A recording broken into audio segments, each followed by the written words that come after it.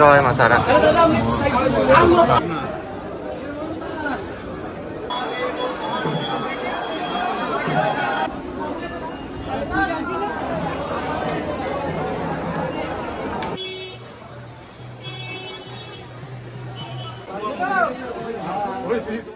Hello everybody, welcome back to my channel.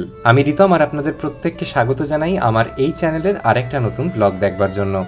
Bolpur, Santiniketan এবং তারাপীঠ নিয়ে এই যে আমার ভ্রমণ সিরিজ, তার প্রথম পর্বে আমি আপনাদের সঙ্গে শেয়ার করেছিলাম আমার এসি চেয়ার কারে ট্রেন যাত্রার অভিজ্ঞতা, যা আমরা করেছিলাম 12363 ট্রাই উইকলি কলকাতা থেকে হলদিবাড়ির স্পেশাল ট্রেনটিতে। এই গাড়িতে আমাদের বোলপুর ভ্রমণের অভিজ্ঞতা আপনারা পেয়ে যাবেন আগের পর্বে। আমি এর আগের পর্বে তাছাড়াও আপনাদের সঙ্গে শেয়ার করেছিলাম প্রান্তিকে নবনির্মিত একটি লাক্সারি ভিলা, যেটির নাম হচ্ছে চৈতালি ভিলা, তার ডিটেইলড রিভিউ। সেখানে রুম কীরকম, খাবার দাবার ব্যবস্থা কীরকম, কী কী অ্যামিনিটিস আছে এবং বোলপুর স্টেশন বা প্রান্তিক স্টেশন থেকে কিভাবে সেখানে পৌঁছে যাবেন তার সমস্ত বর্ণনা ছিল আগের পর্বে। যারা কোনো কারণে আমার আগের এপিসোডটি দেখে উঠতে পারেননি বা ইউটিউব আপনাদের কাছে নোটিফিকেশন পৌঁছে দেয়নি, একটা ছোট্ট অনুরোধ রইল, এই ভিডিওর ডেসক্রিপশন বক্স থেকে পারলে অবশ্যই একবার দেখে নেবেন, তাহলে আমার এই ট্রাভেল সিরিজটার কন্টিনিউইটিটা বুঝতে অনেকটা সুবিধা হবে। আজকের এই নতুন ব্লগটিতে আমি প্রথমেই আপনাদের সঙ্গে শেয়ার করব আমার বোলপুর ভ্রমণের বাকি থেকে যাওয়া নানা অভিজ্ঞতা এবং তারপর সরাসরি আপনাদের নিয়ে চলে যাব পুণ্যভূমি তারাপীঠে, যেখানে আমরা একসঙ্গে ঘুরে দেখব তারাপীঠ এবং তারাপীঠে থাকবার জন্য হদিশ দেব একটি দারুণ হোটেলের। আশা করি আজকের ব্লগটা আপনারা এনজয় করবেন। শেষ পর্যন্ত দেখবার অনুরোধ রইল এবং দেখে যদি কিছু নতুন জেনে থাকেন বা আমার ব্লগ থেকে উপকৃত হন, তাহলে অবশ্যই আমার চ্যানেলটি সাবস্ক্রাইব করতে ভুলবেন না। তাহলে চলুন আজকের এই নতুন ব্লগটি আর দেরি না করে ঠিক এইখান থেকেই শুরু করা যাক। আমাদের শান্তিনিকেতন ভ্রমণের দ্বিতীয় দিনটা শুরু হচ্ছে আমাদের রুমের সঙ্গে কমপ্লিমেন্টারি এই ফ্লোটিং ব্রেকফাস্ট অ্যাভেল করে। অভিজ্ঞতা একেবারে দারুণ ছিল। কথাতেই বলেন আপনার লাইফে যেটা ফার্স্ট টাইম হয় সেটা ভীষণ মেমোরেবল হয়। আমাদের এই প্রত্যেকের কাছে এই ফ্লোটিং ব্রেকফাস্ট কনসেপ্টটা কিন্তু একটা ভীষণ নতুন জিনিস। তো আমরা সবাই ইকুয়ালি এনজয় করেছি কিন্তু এই বিষয়টা, এবং অনেক দিন মনে থাকবে। এবং এখানের যেটা খুব সুন্দর ব্যাপার হচ্ছে, কালকেও যেটা বলছিলাম, পুলটা আয়তনে ছোট হলেও মেনটেনেন্সের দিকে ওনাদের নজর আছে। ওই নামকে বাসছে সুইমিং পুল কিন্তু নয়, যেটা খুলে রেখে দিয়েছে জীবনে পরিষ্কার হয় না, ওই ব্যাপারটা এখানে নেই। এখানে নামলেও কিন্তু আপনারা স্বচ্ছ এবং পরিষ্কার একটা জল পাবেন অ্যাটলিস্ট। আমরা প্রথম দিন যেদিন শান্তিনিকেতনে গিয়ে পৌঁছই, খুব ভারী বৃষ্টি হওয়ার দরুন আমরা ঠিক করে শান্তিনিকেতনের আশপাশের জায়গাগুলোকে ঘুরে দেখতে পারিনি। আমার মূলত শান্তিনিকেতন গেলে যে জায়গাটি যেতে ভালো লাগে বারবার, সেটা হচ্ছে সোনাঝুরি হাট। প্রথম দিন যখন সেখানে গিয়ে পৌঁছই প্রচুর বৃষ্টি পাই, তাই ডিসাইড করি পরের দিন হোটেল থেকে চেক আউট করে যাওয়ার আগে আরেকবার সোনাঝুরি হাটে যাব। সেখানে গিয়ে কি অভিজ্ঞতা হলো চলুন দেখাই। কালকে সত্যি কথা বলতে সোনাঝুরি হাট ঘোরাটা মাটি হয়েছিল বৃষ্টি বৃষ্টি করে। আজকে কিন্তু আবার সকাল থেকে ঝকঝকে আকাশ, বৃষ্টির ভ্রুকুটি নেই। আর সোনাঝুরিকে উপভোগ করার মূল সময় কিন্তু এইরকম একটা ক্লিয়ার সানি ডেতে আপনারা এলে সব থেকে ভালো লাগে। এখন দেখুন কি আশপাশটা সুন্দর লাগছে। আমরা সোনাঝুরিতে আজকে ঘুরে এখান থেকে সৃজনী শিল্পগ্রামটাও যাব।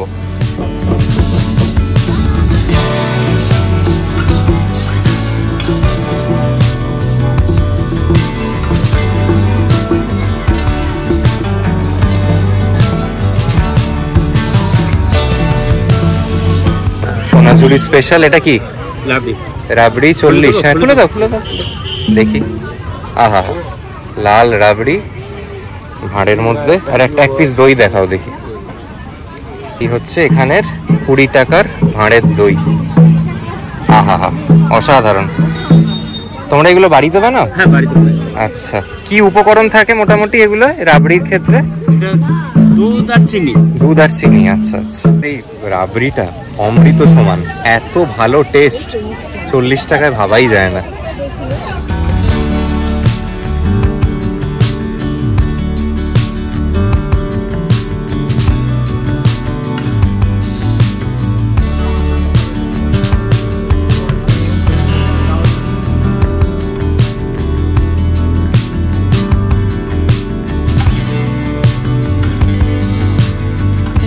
এই জাতীয় শাড়ি যদি বার্গেনিং স্কিল থাকে না, 300 টাকায় নামিয়ে দেওয়া যায়। সোনাঝুরির হাট ঘোরার শেষে আমরা সেদিন রওনা হলাম আমাদের পরবর্তী গন্তব্য সৃজনীশীল প্রোগ্রামের উদ্দেশ্যে। আপনারা যারা এই দিক করে যাচ্ছেন তারা এই বল্লভপুরের যেটা ডিয়ার পার্ক সেটাও সাথে দেখে নিতে পারেন।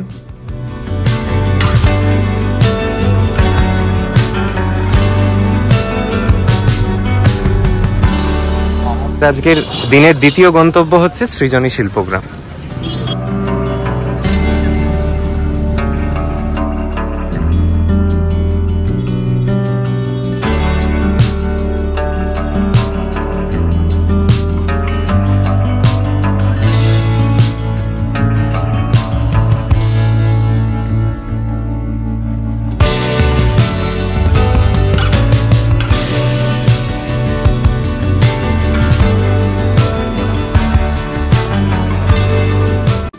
তাই দেখি তাই যেথায় সেথায় তাকাই আমি, যেদিকে পানে প্রাণের মানুষ আছে প্রাণে তাই হেরি তাই সকলে খানে, প্রাণের মানুষ আছে প্রাণে তাই হেরি তাই সকলে খানে।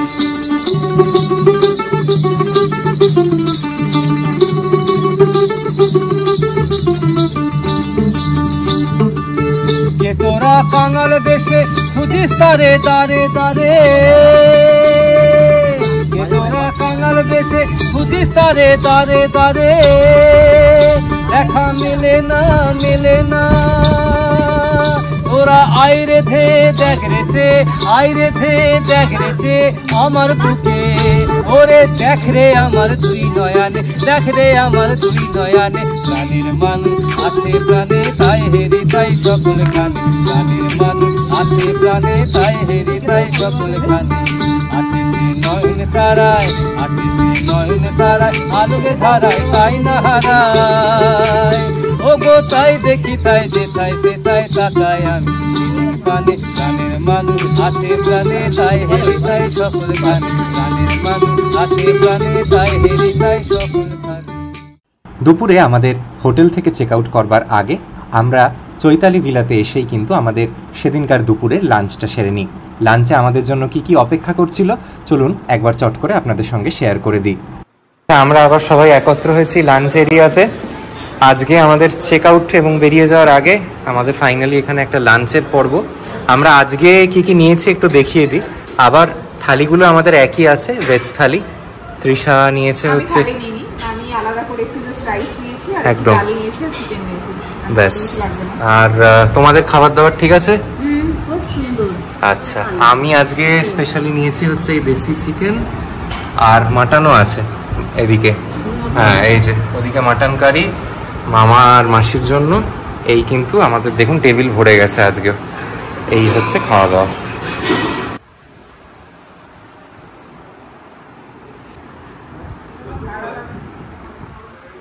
এই যে 150 টাকার ভেজ থালি তাতে কি কি থাকে একটু দেখিয়ে দিই। এবং বারবার বলছি এরকম একটা থালি দুজন বড় মানুষ খেয়ে নিতে পারেন, সত্যি বলতে মানে এত পরিমাণে খাবার থাকে।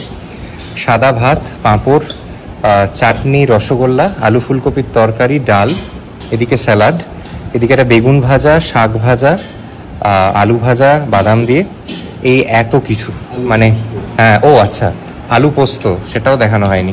এই এত খাবার 150 টাকা মাত্র দাম। এবং বারবারই যেরকম বলছি পরিমাণটা দেখে কিছুটা আন্দাজ করতে পারছেন, যারা অল্প খান একজন মানুষ এই খাবার গোটাটা শেষ করা খুব চাপের। এবং এই যে ধরুন চিকেন কারির প্রিপারেশন বা মাটন কারির প্রিপারেশন, তাতে কিন্তু 4 পিস করে বড় মাংস থাকে। এরকম দেখুন আমাদের যেরকম লেগ পিস ছাড়াও 3 পিস আছে। মামা একটু মাটন কারির এটা একটু এগিয়ে দাও দেখি। হ্যাঁ, এই হচ্ছে একটা মাটন কারির পোর্শন সাইজ। হ্যাঁ, দুজন খেতে পারবে। বিদায় জানানোর পালা চৈতালি ভিলাকে। এত ভালো অভিজ্ঞতা হলো, সত্যিই মানে কিছু বলবার নেই। 10-এর মধ্যে 10ই দেবো এক্ষেত্রে। আর সৈকত এবং তার গোটা পরিবারের জন্য রইল অনেক অনেক শুভকামনা। এই ভিলার আরও শ্রীবৃদ্ধি হোক এবং ভবিষ্যতের দিনে আবারও আসার ইচ্ছে রইল। যাই হোক, আমাদের এবার বেরোনোর পালা তারাপীঠের জন্য।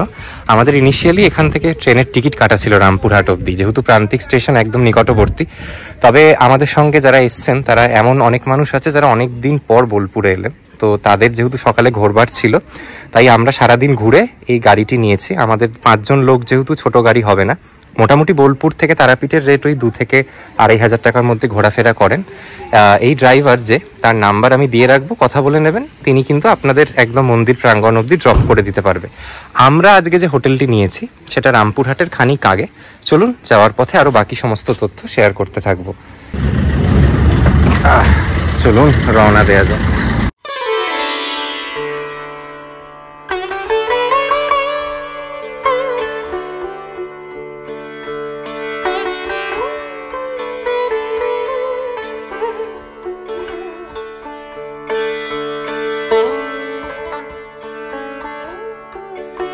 আজকে যে এখান থেকে রওনা হলাম চৈতালি ভিলা থেকে, আমাদের যেখানে হোটেল নেয়া জায়গাটির নাম দেখলাম বর্ষাল বলে, রামপুরহাটের একটু আগে। আমি যেহেতু এর আগে কখনো যাইনি, তাই আমার রামপুরহাটের ব্যাপারে একটা বিরাট অভিজ্ঞতা নেই।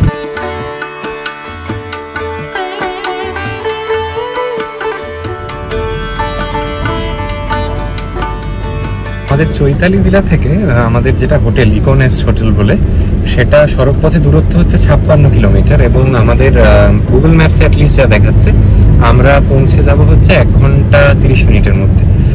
আমরা যেখানে হোটেলটি নিয়েছি সেটা কিন্তু মাতারার মন্দির থেকে খুব একটা কাছে নয়, সড়ক পথেও 12-13 মিনিটের ডিস্টেন্স, ওই 6 কিলোমিটার মতো বোধহয় দূরত্ব।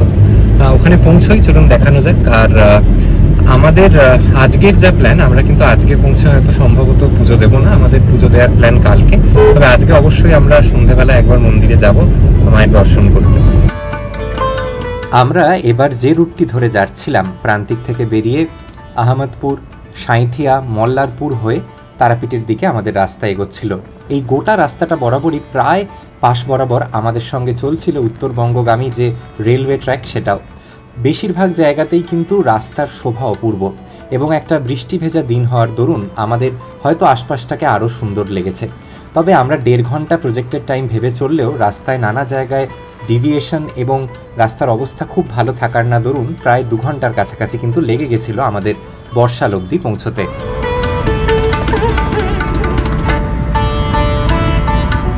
আমরা যাচ্ছি NH14 ধরে, এই সামনেই নলহাটি রামপুরহাটের মূল টাউন, এবং আমাদের হোটেল কিন্তু এই ডান দিকে ইকোনেস্ট হোটেল, দেখুন অন দ্য রাইট।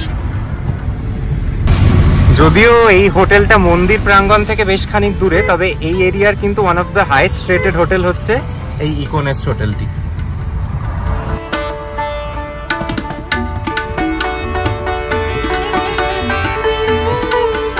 পৌঁছে গেছি ইকোনেস্ট হোটেলের ভিতরে, আর এই অংশটা দেখুন একটা বিরাট বিস্তৃত কিন্তু পার্কিং এর এরিয়া। এদিক থেকে রিসেপশনের এন্ট্রি, চলুন নিয়ে যাই। হোটেলটিতে লিফটের ব্যবস্থা থেকে যত আধুনিক যত ব্যবস্থাপনা সব আছে, এমনকি সুইমিং পুলও আছে। ধীরে ধীরে ঘুরে দেখাবো। এখান থেকে মন্দির যদি গাড়িতে যান, নিজের গাড়িতে 12 থেকে 13 মিনিট হার্ডলি ডিস্টেন্স। হোটেলে ঢোকবার পরেই ডান দিকে হচ্ছে এখানে লিফট, আর এই হচ্ছে এখানে রেস্তোরাঁ আর রিসেপশন এরিয়া।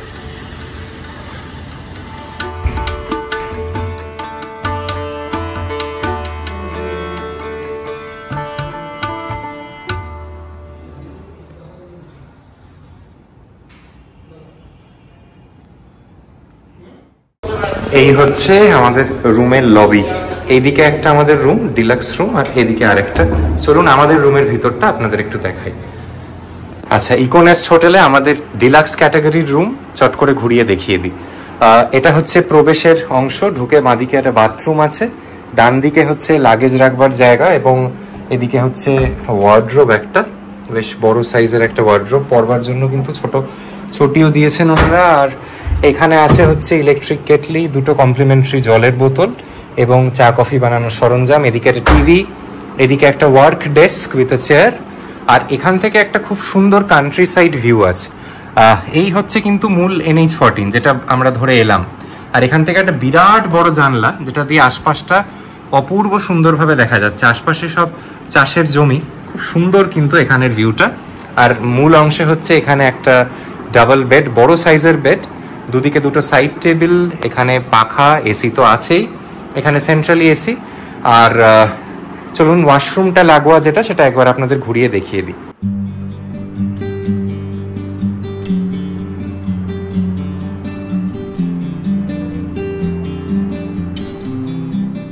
এইখানে হচ্ছে এই রুমের সঙ্গে লাগোয়া বাথরুম। বাথরুমটা ছোট একটু, তবে বাথরুমটা পরিষ্কার, খুব NEET and clean and to my test. যেরকম ভাবে ওয়াল টাইলস বা রঙের সিলেকশন হয়েছে খুব ভালো লাগছে, গিভস ইট আ প্রিমিয়াম ফিল। এইখানে ওনারা অ্যামিনিটিস হিসেবে কি কি দিয়েছে একটু দেখিয়ে দিই। শেভিং কিট, সাবান, ডেন্টাল কিট, এদিকে কন্ডিশনার, শ্যাম্পু, শাওয়ার জেল, সমস্ত কিছু আছে। আর একদম tiptop neat and clean washroom, fresh টাওয়েলসও দিয়েছেন। আর এখানে আছে একটা শাওয়ার এরিয়া। এই কিন্তু ছিল এই ওয়াশরুমটা। আচ্ছা, আপনাদের অনেকেরই এই রুমটা নিশ্চয়ই দেখে ভালো লাগছে, কারণ সত্যি কথা বলতেই তারাপীঠের সংলগ্ন যে হোটেলগুলি, আমি কাউকে ছোট করছি না, তবে সেখানে কিন্তু এরকম প্রিমিয়াম হোটেল পাওয়া একটু মুশকিল, বা পেলেও আপনাদের প্রচুর খরচ করতে হবে। এখানে আমরা ধরুন একটা যে সময় এসছি, এটা খুব একটা যে পিক টাইম তা তো নয়, কারণ উইন্টার্স এখানে আসার সব থেকে মানে পিক সিজন বলতে পারেন। বর্ষার সময়টা কম্পারেটিভলি অফ সিজন, তার মধ্যেও ধরুন মঙ্গল শনিবার পিক টাইম বেশি থাকে। এনিওয়েজ, তবে আমরা আজকে এই রুমগুলো পেয়েছি 2800 টাকা করে, ব্রেকফাস্ট ছাড়া। ব্রেকফাস্ট নিলে আরেকটু খরচটা বাড়তি পড়ছিল, ধরুন টোটাল রুম ফেয়ারটা 600-800 টাকা বেশি পড়ছিল। আমরা যেহেতু কাল সকাল সকাল বেরিয়ে মন্দিরে পুজো দিতেই যাব, তাই আমাদের ব্রেকফাস্ট নেওয়াটা কোনো মানে নেই। এবার এনাদের চেক ইন টাইম হচ্ছে 12টা, চেক আউট হচ্ছে 11টা। প্রত্যেকটা রুমে ওয়াইফাই সার্ভিস আছে। এনাদের যে ইনহাউস রেস্তোরাঁ নিচে দেখালাম, সেখান থেকে আপনারা চাইলে খাবার আনিয়ে খেতে পারেন। এবং রুম তো এত সুন্দর দেখলেন, বয়স্ক লোক যেহেতু আমাদের সঙ্গে ছিল, আমাদের কাছে লিফট থাকাটা একটা প্রেফারেন্স ছিল। আমরা 3rd ফ্লোরের রুম পেয়েছি, তাও কিন্তু কোনো রকম কোনো অসুবিধা হচ্ছে না। যাই হোক, সব মিলিয়ে আমার এই হোটেলটির ফার্স্ট ইমপ্রেশন ভীষণ positive. Check in process was very smooth, there was no hassle at all. এই হোটেলটা বুক করার যেটা নাম্বার, সেটা আমি দিয়ে রাখবো।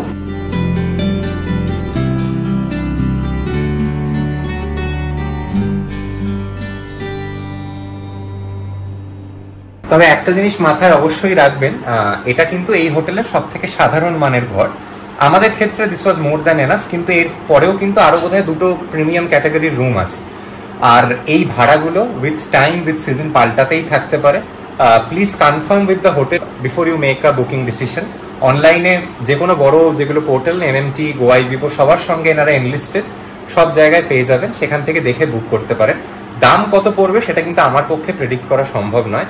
আমি সমস্ত কার্ডের অফার, আমার অন্য যা যা ভাউচার ছিল, সব ব্যবহার করে 2800 টাকায় পৌঁছেছি। তবে this rooms would usually cost you around 3,500 to 4,000 a day, usually যখন পিক সিজন চলে।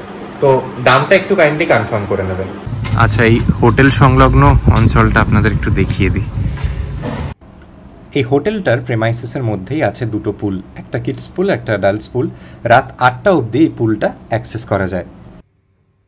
আমাদের এই যে ইকোনেস্ট হোটেলটি আপনারা দেখছেন, এটার 2টো নিয়ারেস্ট রেলওয়ে স্টেশন থেকে দূরত্বটা একটু বলে দিই। তারাপীঠ রোড যেটা রেলওয়ে স্টেশন, সেখান থেকে দূরত্ব 3.5 কিলোমিটার মতো। আর কলকাতা থেকে মূলত যে ট্রেন বেশি, সেই রামপুরহাট জাংশনের দূরত্ব 4.5 কিলোমিটার মতো। মন্দির তো বললামই, অ্যাপ্রক্সিমেটলি 6.5 কিলোমিটার হবে। যারা মন্দির ভিত্তিক হোটেলে থাকতে চান, তাদের ক্ষেত্রে কিন্তু এই হোটেলটা একদমই ভালো নয়। কিন্তু এখানের অ্যামিনিটিস বা ফেসিলিটিস তো দেখলেনই, অনেক ভালো ব্যবস্থাপনা সমস্ত দিক থেকে। তো আমাদের এই জন্য ভালো লেগেছে। তবে যারা মন্দির ভিত্তিক থাকতে চান, তারা মা তারা সরণির আশপাশে প্রচুর হোটেল পাবেন। ওখানে 1000, 1200, 1500 টাকার মধ্যে প্রচুর ঘর আছে। তবে আমাদের সব মিলিয়ে এটা একটা খুব ভালো প্যাকেজ মনে হয়েছে। মন্দিরের কাছাকাছি, আরও কাছাকাছি কিন্তু সম্ভাবনা সুটস, হোটেল সোনার বাংলা, ল্যারিকাইনের মতো হোটেল আছে। আপনারা সেগুলোকেও বেছে নিতে পারেন। এবং এই যে হোটেলগুলোর নাম বললাম, সেগুলো কিন্তু সমস্ত অনলাইনে বুকিং করাও পসিবল। আমরা এই হোটেলের রিসেপশন থেকে একটা টোটোর সঙ্গে কথা বলে বেরোচ্ছি মন্দিরের দিকে। রাউন্ড ট্রিপের জন্য খরচ 400 টাকা, এক সাইডে ড্রপ 200 টাকা। এখানে এটারই কিন্তু রেট, এর কমে হবে না এখান থেকে। তবে একটা কথা এই টোটো নিয়ে বলে রাখবার দরকার, আমরা যখন হোটেলের রিসেপশন থেকে টোটো নিয়েছিলাম, ওনারা কিন্তু এই 200 টাকার রেটটা বলেছিলেন। তবে বাইরে গিয়ে একটু দরদাম করে জানতে পারলাম যে বর্ষাল থেকে এই মন্দির অবধি যদি আপনারা ধরুন একটা গোটা টোটো নেন, যেটা আমাদের ক্ষেত্রে হয়েছিল, সেক্ষেত্রে ধরুন এই 20 টাকা পার হেডে কিন্তু ওনারা যেতে রাজি হয়ে যায়। সেটা মাথায় রাখবেন। আপনারা যারা হোটেলের বাইরে গিয়ে একটু দরদাম করার মতো মানে ইচ্ছে রাখেন, তারা কিন্তু আরও সস্তায় পেয়ে যাবেন। এবং মন্দির থেকে ফেরার সময় 20 টাকা পার হেড তো কোনো ব্যাপারই নয়, খুব ইজিলি পাওয়া যাবে। আমরা যত দ্বারকা নদের ওই জায়গাটার কাছাকাছি পৌঁছলাম, ওখান থেকে হোটেল পাড়া মোটামুটি শুরু হলো এবং আসল তারাপীঠের রূপটা দেখতে পেলাম। মন্দিরের কাছাকাছি থাকার কিন্তু এটাই একটা সুবিধে, প্রচুর খাবার দোকান, থাকার জায়গা এবং আরও নানা ফেসিলিটিস আছে কিন্তু মন্দির প্রাঙ্গণ ঘিরে। আচ্ছা, আমরা টোটো করে এসে নামলাম, রাস্তার ওপারে হচ্ছে মা তারা সরণি, আর এই যে অঞ্চলটা দ্বারকা নদীর এপারে, এখানে কিন্তু প্রচুর বাজেট হোটেল আছে, প্রচুর খাবার দোকান, থাকবার মতো জায়গা, SBI এর ব্রাঞ্চ, এই জায়গাটাই জমজমাট।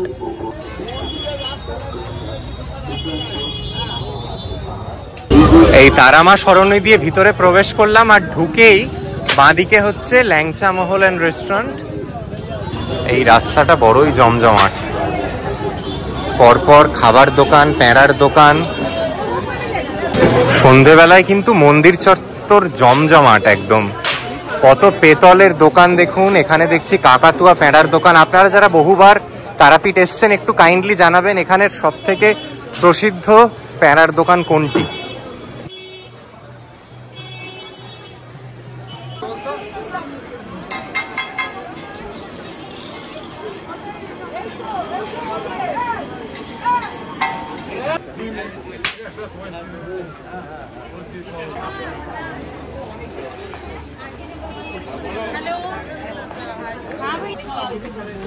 অনলাইন হবে? তোরা মন্দিরে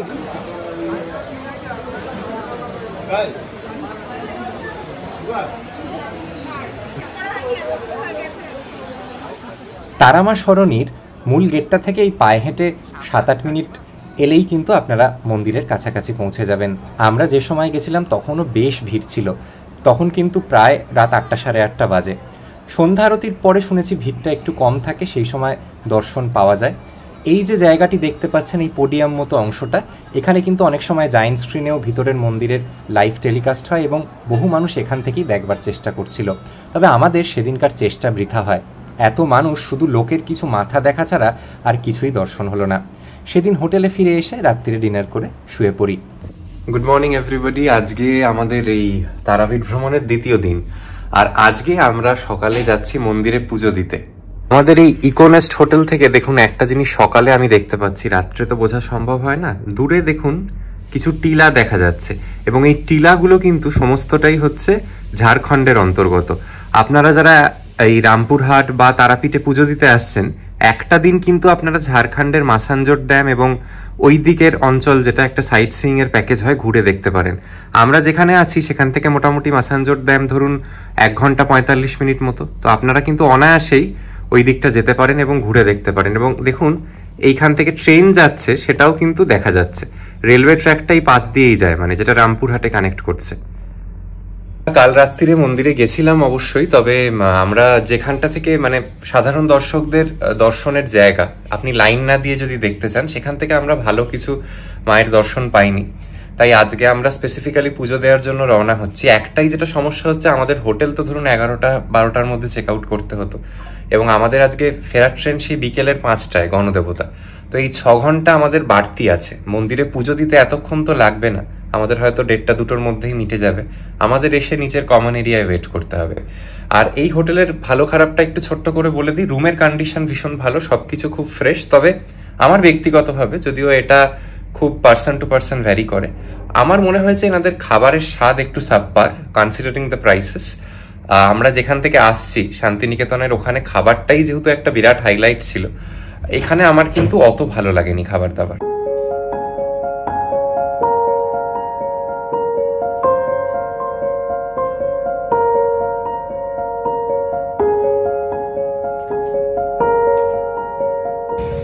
আমাদের এই হোটেলটিতে ধরুন যাদের বিকেলের দিকে ট্রেন হাফ ডে এক্সটেনশন করতে চান, তারা কিন্তু এখানে 1500 টাকা 1400 টাকা এরকম দিয়ে বিকেল 4টে অবধি রুমটা বাড়িয়ে নিতে পারেন।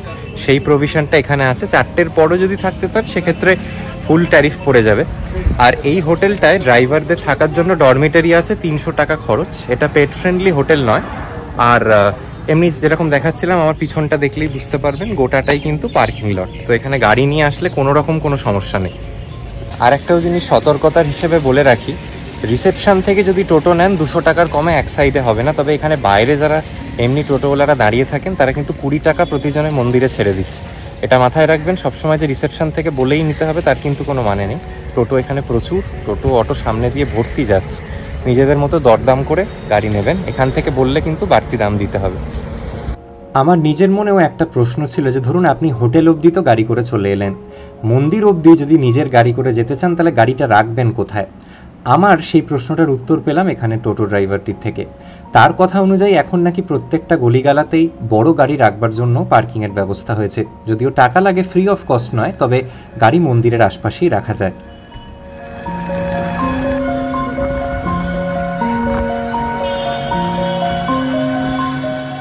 কাল আমরা প্রবেশ করেছিলাম তারামা সরণি দিয়ে, আজকে এসছি হচ্ছে এখানের ভিআইপি গেট। এখান থেকেই আমরা পুজো দিতে ঢুকবো, আমাদের এক চেনা জানা সূত্রর মারফত পুজো দেবো, দেখা যাক।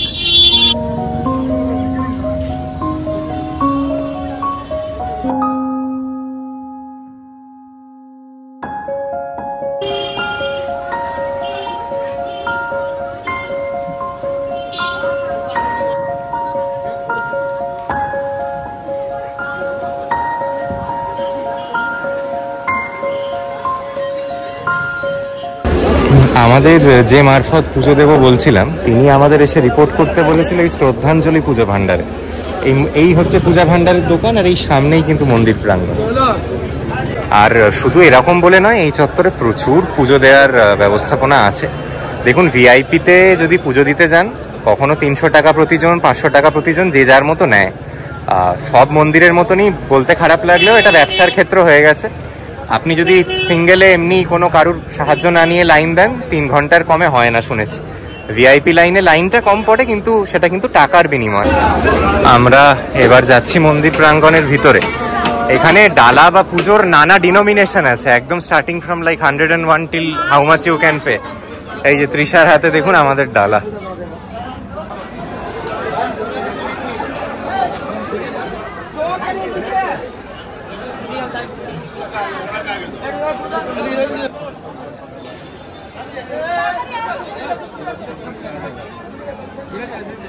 এইখান থেকেই কিন্তু প্রবেশ এবং এক্সিট দুটোই।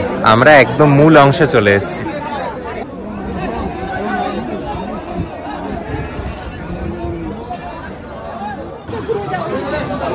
জয় মা তারা।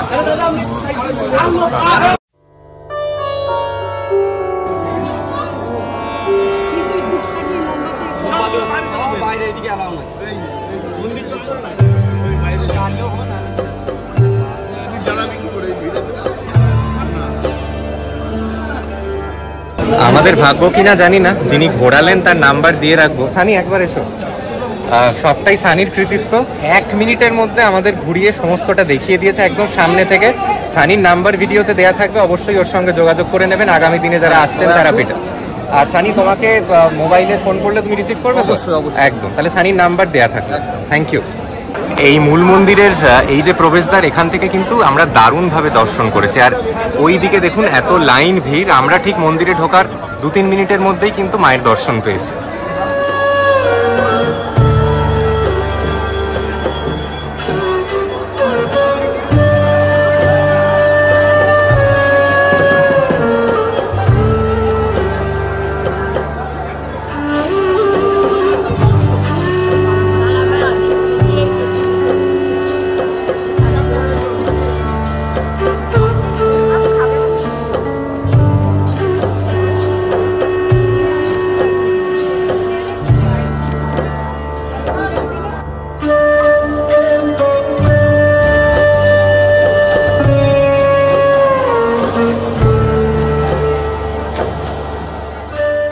আপনারা তো দেখলেন আমাদের তারাপীঠের পুজো খুব সুষ্ঠুভাবেই আমরা দিয়েছি, না সেরকম ভিড় পেয়েছি, না কোনো সমস্যা হয়েছে। টাকার গল্প অবশ্যই আছে, ডিপেন্ড করছে আপনি কোন সময় আসছেন, কে আপনার সেবায়িত বা পান্ডা আপনাকে গাইড করে নিয়ে যাচ্ছে মন্দিরে, তার উপর। ফ্রি অফ কস্টে যদি দেখতে চান খুব ঝামেলা। পরিষ্কার কথা পরিষ্কারভাবে বলাই ভালো। যাই হোক, আমরা কিন্তু আর তারাপীঠ কেন্দ্রিক অন্য কোথাও এবার আর যাচ্ছি না। আমাদের হাতে সময় কম, আর তার থেকেও যেটা মূল সমস্যা হচ্ছে এখন প্রচুর গরম। আশপাশে সাইট সিইং করবার মতো মানে ওয়েদার এখন নেই।